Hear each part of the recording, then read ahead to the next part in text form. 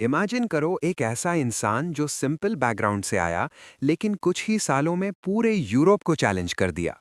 ये कहानी है नेपोलियन बोनापार्ट की। नेपोलियन का जन्म 1769 में कॉर्सिका आइलैंड पर हुआ था।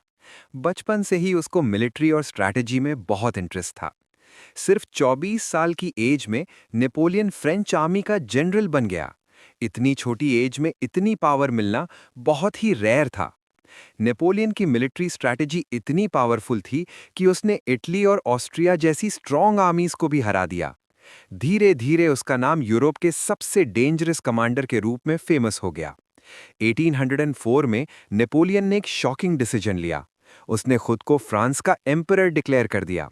और सबसे इंटरेस्टिंग बात यह थी कि उसने क्राउन खुद अपने सर पर रखा, ताकि दुनिया को दिखाया जा सके कि उसकी पावर किसी और से नहीं आती। एक टाइम पर नेपोलियन का कंट्रोल यूरोप के बड़े हिस्सा पर हो गया था, लेकिन हर पावरफुल लीडर की तरह उससे भी एक बड़ी गलती हो गई।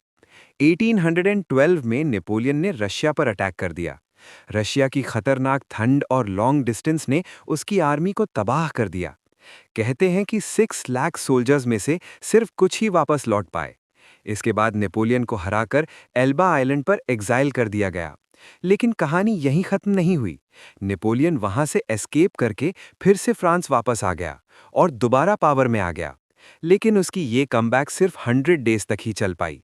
1815 में बैटल ऑफ वाटरलू में नेपोलियन को फाइनल डिफीट मिली और उसको सेंट हेलिया आइलैंड भेज दिया गया। 1821 में वहीं उसकी डेथ हो गई। लेकिन आज भी नेपोलियन को हिस्ट्री के ग्रेटेस्ट मिलिट्री लीडर्स में से एक माना जाता है।